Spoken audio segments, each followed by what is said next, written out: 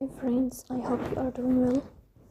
Today we will speak about how to fix or how to solve the problem of Luzia app. We click on settings. Here in this page, we go to apps, default apps, app settings. Here in this page, you search about the application of Luzia app and you will enter. Here we go to first stop and we click OK. Then we'll enter to storage. Here we click on clear cache. Then you turn off your Wi-Fi and you will turn on your Wi-Fi again to fix that problem. So please don't forget to support us by like and subscribe.